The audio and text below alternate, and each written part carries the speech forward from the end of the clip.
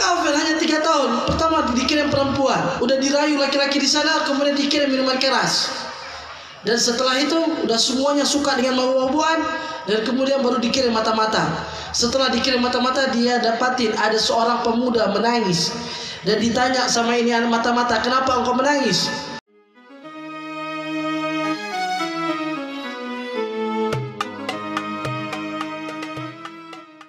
Assalamualaikum warahmatullahi wabarakatuh. Alhamdulillahi rabbil alamin wa bihi nasta'in ala umuri dunya waddin, wa salatu wa salam ala asyrafil anbiya wal mursalin wa ala alihi wa sahbihi ajma'in. Allahumma salli wa sallim ala sayyidina Muhammad nuri kasar wa maladikal jar wajma'ni fi kulli atwar wa ala alihi wa sahbihi ya nur, amma ba'du. Yang kita hormati, yang kita muliakan, ketua daripada lembaga anti narkoba atau anti narkotika Bapak Miswar, dan gitu juga semua dalam kepengurusan lembaga anti narkotika. Mudah-mudahan ini lembaga dan mudah-mudahan yang menggabung dalam ini lembaga Allah selalu memberikan semangat istiqomah dan mudah-mudahan dibalas kebaikannya dengan ribuan kebaikan. Amin ya rabbal alamin. Gitu juga yang kita hormati, yang kita muliakan, Tengku Imam Gampong Geci Menggedung atau yang mewakilinya. Gitu juga yang kita hormati, yang kita muliakan, Tengku Junaidi Ilyas yang telah hadir. Gitu juga Bapak Azhari Fikar saya dan semuanya Bapak yang hadir di sini, yang kita hormati, yang kita muliakan. Minta maaf tidak kita sebutkan satu persatu, tapi tidak mengurangi rasa hormatnya kita kepada antum semuanya. Mudah-mudahan kehadirannya antum menambahkan keberkahan buat ini tempat, buat ini lembaga, dan mudah-mudahan kedatangannya antum selalu diberikan curahan rahmat daripada Allah Subhanahu wa taala. Amin ya rabbal alamin.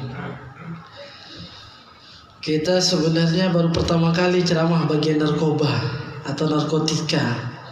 Kok ditanya apa mau dibahas narkotika, kita cari dalam cerita-ceritanya Rasulullah, itu nggak ada narkotika. Nggak ada dalam sejarahnya Rasulullah membahas tentang narkotika, nggak ada.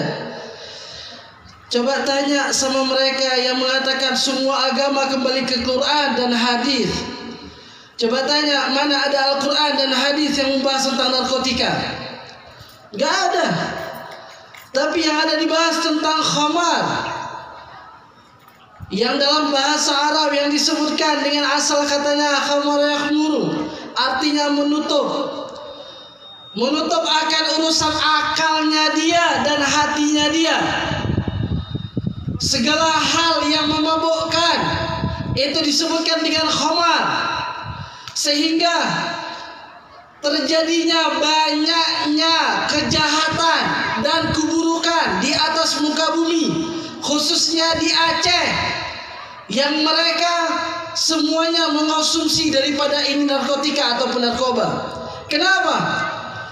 Allah memberikan setiap manusia itu ada akal dan ada namanya hati, sehingga disebutkan ketika seseorang ingin berbuat jahat, setiap orang ingin melakukan kejahatan, pasti dalam hatinya ada tersedikit terbesit akan berontak ketika dia melakukan kejahatan. Oleh karena itu kurang ajar kalau ada yang mengatakan ini semua ketentuan daripada Allah, ini semua udah ditakdirkan sama Allah. Allah sudah memberikan hati, Allah telah memberikan akal, supaya apa? Setiap dia melakukan kejahatan itu hatinya berontak, sehingga orang melakukan kejahatan, dia menutup hatinya dia dan akalnya dia, supaya apa? Berani dia melakukan kejahatan tersebut. Itu yang disebutkan dengan khamar. Sehingga banyak orang mencari ketenangan hidup dengan mengonsumsi urusan narkoba ataupun narkotika. Ini narkoba dan narkotika untuk mencari ketenangan hidup. Sebenarnya kalau orang ditanya ketenangan hidup, urusan dunia nggak bakal ada tenangnya. Coba tanya sama orang yang punya uang yang banyak, yang dia nggak kenal sama masjid, yang dia tidak kenal sama Allah, yang dia nggak kenal sama yang namanya sholat, dan nggak kenal sama agama Islam. Tanya sama dia, apa keterangan hidup dia udah selesai dengan banyaknya uang? Sering kita dengar bahwasanya ketenangan hidup itu dengan banyaknya harta. Tanya sama mereka yang punya uang yang banyak. Uang bisa banyak, tapi tanya di rumahnya gimana keadaan dia sama istrinya, gimana keadaan dia sama anaknya, gimana sama yang lain. Karena hakikatnya ketenangan hidup bukan pada hal dunia, akan tetapi dalam hal urusan akhirat, kembali kepada Allah dan tekun dalam urusan agama, insya Allah itulah ketenangan hidup. Mudah-mudahan Allah memberikan ketenangan kepada kita semua dalam jalan kebaikan, dalam jalurnya Rasulullah Sallallahu Alaihi Wasallam. Ini lembaga anti narkotika. Kita dengar kabar ini enggak ada sangkut pautnya dalam urusan kepemerintahan, tapi ini sosial, bantuan sosial. Semua yang gabung di sini bukan mendapatkan uang, tapi malah mengeluarkan uang. Nggak ada keuntungan, malah keuntungan dunia nggak ada, tapi yang ada keuntungan akhirat. Ini satu cerita bisa menjadi motivasi buat semua anggota lembaga anti narkotika. Ini cerita bisa untuk antum semuanya yang bergabung dalam lembaga anti narkotika ataupun yang mempunyai andil untuk memberantas ini narkotika dan narkoba. Karena apa? Yang kita pikirkan bukan sekarang ini, tapi gimana cucu kita ke depan, anak-anak kita ke depan, yang mereka bakal meneruskan ini generasi. Sehingga ini tanggung jawab bukan urusan daripada lembaga anti narkoba doang, akan tetapi semuanya mempunyai tanggung jawab untuk menjaga ini generasi. Sehingga disebutkan ada satu cerita, yaitu namanya seorang sultan, namanya Sultan Murad. Ini sultan di suatu malam mengajak satu ajudannya, satu anak buahnya diajak. Supaya apa? Supaya melihat gimana warganya. Inilah pemimpin. Pemimpin itu bukan sekedar dalam keadaan yang mewah, dalam keadaan uang yang banyak, harta yang banyak, akan tetapi namanya pemimpin melihat gimana rakyatnya, gimana warganya. Karena apa? Contohi gimana Sayyidina Umar bin Khattab, contohi gimana Sayyidina Abu Bakar bin Khattab, Sayyidina Abu Bakar As-Siddiq. Karena apa? Mereka lah sosok pemimpin. Sehingga ini Sultan Murad keluar di malam hari dengan tidak memakai pakaian sultan, dan ini sultan keluar dengan pakaian biasa, semisal pakaian warga. Ketika dia keluar bersama ajudannya keliling daripada kota, setelah dia keliling daripada satu kota, satu rumah dengan rumah yang lain, dia dapatin di pertengahan jalan ada seseorang yang sudah meninggal, yang sudah mati. Kemudian didatangin sama ini sultan. Pas dilihat ini sudah mati, kemudian menjerai sultan, wahai warga, wahai siapa yang tinggal sekitar sini, tolong bantu, ini ada orang yang meninggal, ada orang yang mati, tolong bantu bawa dia ke rumahnya, mungkin ada yang kenal. Kemudian beberapa orang keluar daripada rumahnya melihat, oh kata ini orang warga di situ, oh ini orang pemabuk. Kemudian datang orang yang lain, oh ini orang yang main pelacur. Kemudian datang yang lain, oh ini suka sesuatu yang minuman keras. Sehingga apa? Sehingga ini sultan terkejut. Semuanya berat untuk membantu ini orang mati. Semuanya berat bantu ini orang mati. Sehingga apa? Diangkat ini orang dengan terpaksanya untuk dibawa ke rumah. Setelah dibawa ke rumahnya dan orang pada pulang semuanya, tinggal ini sultan sama satu ajudannya dan bersama istrinya. Kemudian istrinya menangis yang begitu luar biasa. Kemudian heran ini sultan. Kata ini sultan, wahai perempuan, engkau sabar walaupun suamimu dalam keadaan mabuk ataupun suamimu suka main pelacur, akan tetapi itu semuanya yang engkau buat, tapi itu semua yang penting engkau menjadi orang yang baik. Kemudian kata ini perempuan, wahai pemuda, saya menangis karena saya sudah berulang-ulang mengatakan kepada suami saya, jangan melakukan hal tersebut, sesungguhnya ini wali Allah. Kata ini istrinya. Heran ini sultan. Ditanya, kenapa engkau mengatakan ini wali Allah, ini kekasihnya Allah? Dibilang sama ini istrinya, iya, istri ini suami saya. Setiap hari dia mengeluarkan uang untuk membeli minuman keras, semuanya dibeli. Kemudian itu minuman keras dia buang. Kemudian ketika tengah malam dia keluar, dia jumpain itu pelacur-pelacur, dia jumpain itu PSK disuruh pulang, ini uang kalian pulang, cari kerja tempat lain, jadikan ini modal untuk kerjanya kalian. Sehingga semua warga melihat ini orang suka minuman keras, ini orang suka pelacur, padahal niatnya dia untuk memberantas itu daripada minuman keras.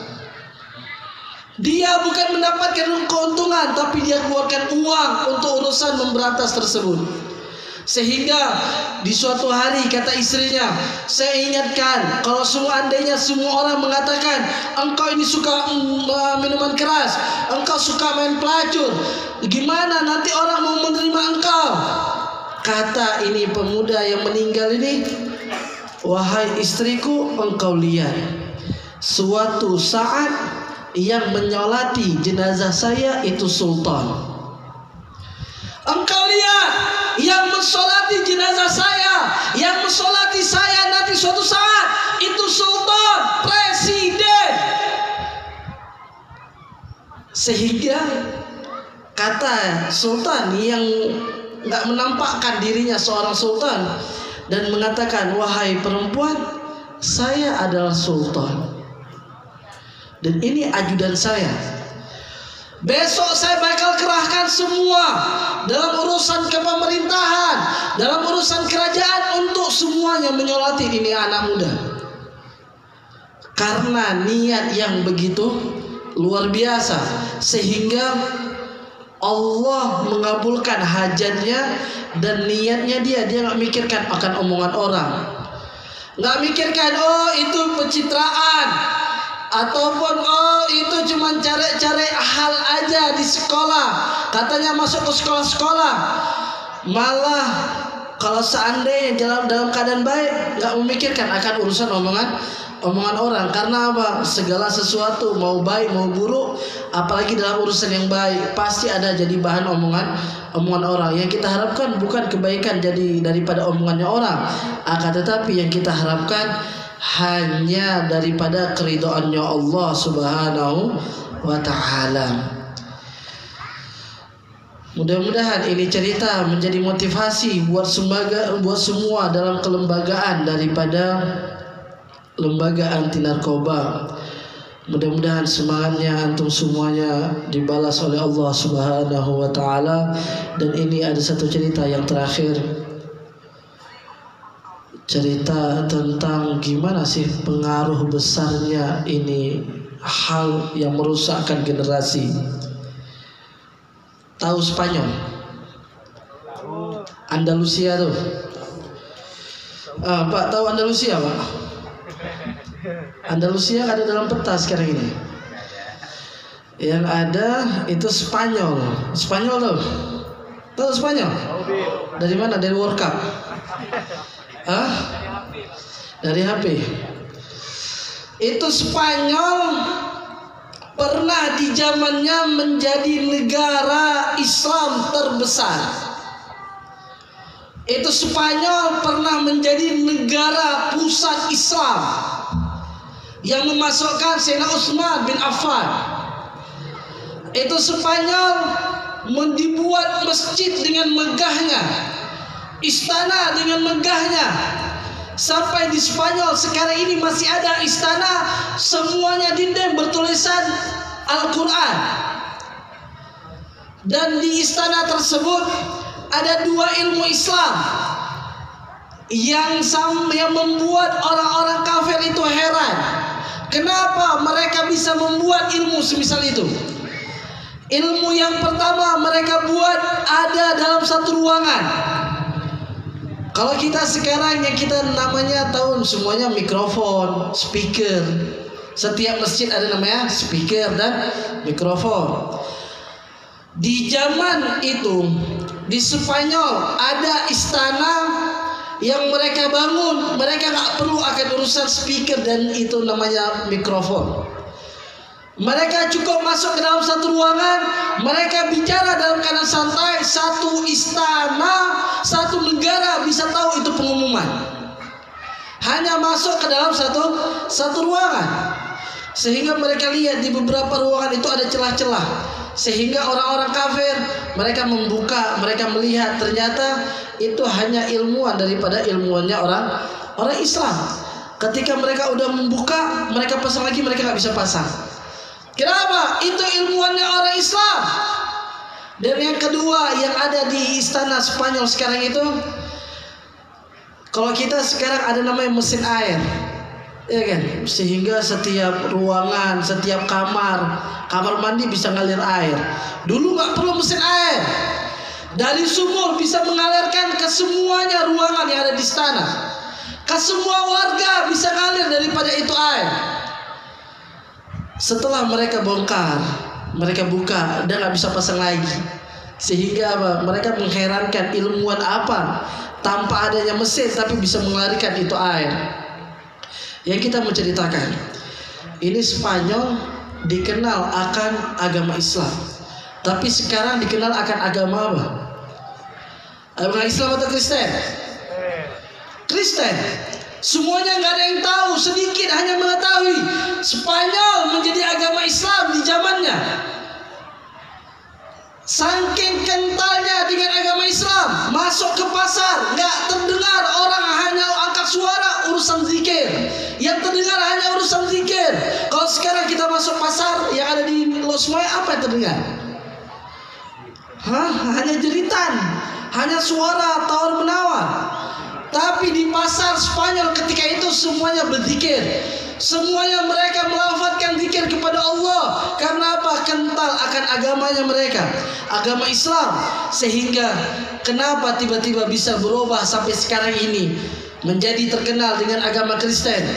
Karena orang-orang kafir mereka mencari cara gimana caranya membuat itu Spanyol kembali ke dalam agama Kristen, kembali menjadi agama orang kafir. Karena apa? Mereka mencari cara, mereka mengumpulkan pembesar-pembesar orang kafir, sehingga mereka mengumpulkan mencari cara gimana supaya kita taklukkan itu negara, jangan sampai tetap menjadi agama Islam. Sehingga mereka mengumpulkan semuanya. Mereka katakan kita perang itu Spanyol. Kata mereka itu agama Islam lebih kuat daripada agama yang lain. Kenapa? Mereka diajarkan jihad. Sehingga katanya mereka, atau gini, kita kirim dulu mata-mata ke Spanyol, kita lihat apa sih kelemahannya mereka. Kita lihat apa yang kelemahannya mereka untuk kita hancurkan itu Spanyol. Jangan sampai mereka tetap dalam agama Islam. Kita buat mereka semua keluar daripada itu agama. Sehingga masuklah dua mata-mata. Ketika mereka masuk dua mata-mata, dikirim dua mata-mata masuk dalam Spanyol. Dan ketika masuk harus pakaian Muslim. Itu Spanyol dulunya masuk harus dengan pakaian Muslim. Yang perempuan harus tutup aurat, gak bisa sembarangan masuk, harus dalam keadaan Islami masuknya mereka. Dan kemudian setelah dua mata-mata dengan pakaian Muslim, padahal ini kafir, masuk ke dalam. Dan mereka melihat mengkeliling daripada itu kota Spanyol, negara Spanyol, mereka keliling. Ketika mereka keliling, mereka mendapati ada seorang anak kecil. Yang ini anak kecil didapati sedang menembak. Dan dilihat sama dua mata-mata ini, dilihat ada seorang anak kecil menembak. Dan dia lihat yang dia tembak itu burung.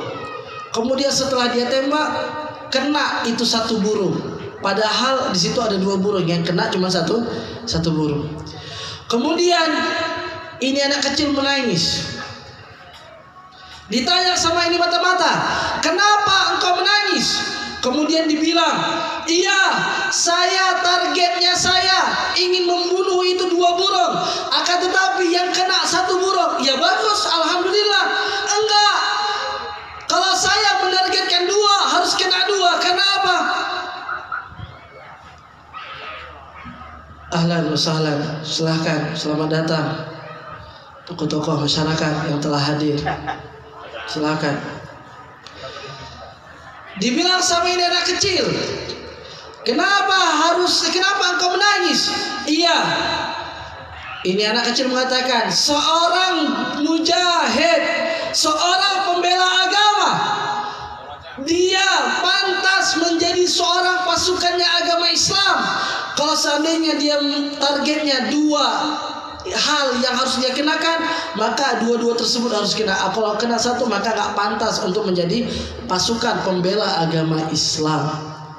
Sehingga ini mata-mata heran dan terkejut melihat keadaan ini, dan mereka mengatakan, kalau gini kita gak bisa perangin ini orang-orang Spanyol, gak bisa perang ini kepada orang-orang Islam yang di Spanyol. Kita pulang dan dilaporkan. Setelah dilaporkan oleh pembesar-pembesar orang kafir dan dikatakan, atau kita nggak usah perangkan mereka, tapi apa?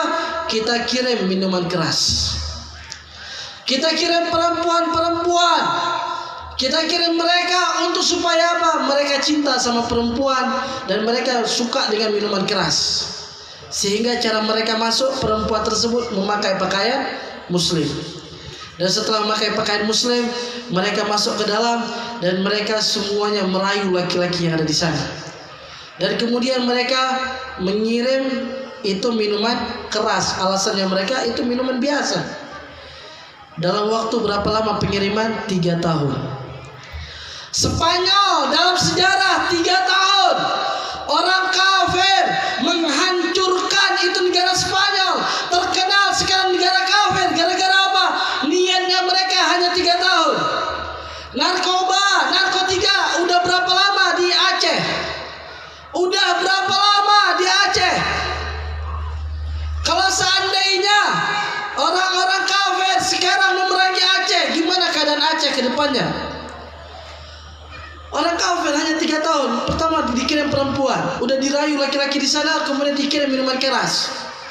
Dan setelah itu udah semuanya suka dengan mabuk-mabukan, dan kemudian baru dikirim mata-mata. Setelah dikirim mata-mata, dia dapatin ada seorang pemuda menangis. Dan ditanya sama ini anak mata-mata, kenapa engkau menangis? Iya, saya menangis, itu perempuan yang di depan sana barusan menolak cintanya saya. Itu perempuan yang di sana barusan menolak ajakannya saya. Yang awalnya mereka dapatin anak kecil menjadi pasukan dalam membela agama Islam, tapi setelah 3 tahun pemuda enggak disibukkan lagi dalam urusan membela agama, tapi yang disibukkan dalam urusan dunia. Sehingga mereka balik dan mereka katakan, sekarang kita masuk ke Spanyol, kita perangi mereka. Akidah mereka sudah lemah, cinta mereka kepada agama sudah lemah. Karena apa? Karena mereka udah cinta dalam urusan dunia, karena mereka udah dibuat gila oleh orang-orang kafir, karena mereka udah suka sama perempuan-perempuan pelacur. Ini keadaan Spanyol yang sekarang terkenal dengan orang kafir. Inilah penyebabnya. Dalam jarak waktu 3 tahun. Sekarang gimana Aceh? Berapa lama udah dimasukkan dalam urusan hal-hal yang diharamkan oleh Allah. Aceh dikenal dengan Serabi Mekah, tapi sekarang kalau kita sebutkan Aceh Serabi Mekah, lihat itu gimana waduk dekat di sini. Lihat di kota-kota yang lain, gimana keadaan Sumawe, gimana keadaan perempuan. Hanya yang disalahkan pemerintah, seakan-akan yang lain gak punya tanggung jawab. Semua punya tanggung jawab untuk menjaga generasi ini semuanya. Dan mudah-mudahan dengan berkah masuknya bulan Rabiul Awal, Mudah-mudahan Allah menjaga generasi-generasi Kota Luxmawe menjadi generasi-generasi pemuda-pemuda dalam membela agama Islam. Dan mudah-mudahan Allah menjaga kita semuanya daripada ini yang diharamkan oleh Allah, daripada narkoba, daripada narkotika. Dan mudah-mudahan Allah memberikan kelezatan kepada kita dalam kenikmatan hidup, bukan melalui yang diharamkan oleh Allah, akan tetapi melalui dalam jalurnya Rasulullah SAW. Mudah-mudahan Allah jaga kita semua, Allah jaga keluarga kita semua, Allah jaga saudara-saudara kita semua daripada hal-hal yang mendatangkan murkanya Allah Subhanahu wa taala, dari hal-hal yang mendatangkan kemarahannya Allah Subhanahu wa taala, daripada ini narkoba, daripada ini narkotika. Dan mudah-mudahan Allah jauhi keluarga kita semuanya daripada hal-hal ini. Dan mudah-mudahan Allah memberikan kepada kita keberkahan, rahmat, karunia dari dan barokah daripada Allah Subhanahu wa taala. Dan mudah-mudahan ini lembaga diberikan istiqomah, diberikan tetap semangat. Dan mudah-mudahan ini lembaga tetap menjadi pengharum, tetap menjadi pembangkit semangat generasi untuk menjadi generasi yang lebih baik. Dan mudah-mudahan Allah memberikan kepada yang membantu ini generasi, ini lembaga anti narkoba yang sudah masuk dalam ini lembaga, mudah-mudahan harta yang mereka keluarkan dibalas dengan beribuan kebaikan oleh Allah Subhanahu wa taala. Mudah-mudahan harta yang mereka keluarkan mudah-mudahan bisa merubah ini generasi menjadi generasi yang lebih baik, menjadi generasi pecintanya Rasulullah sallallahu alaihi wasallam. Amin ya rabbal alamin. Minta maaf, mungkin ada kesalahan dalam kita berbicara, kesalahan dalam segi kata-kata atau dalam segi sikapnya kita minta maaf dengan ribuan maaf. Dan mudah-mudahan kita bertemu karena Allah, dan mudah-mudahan kita dipertemukan kembali karena Allah dan Rasulullah sallallahu alaihi wasallam. Wa'alaikum assalamualaikum warahmatullahi wabarakatuh.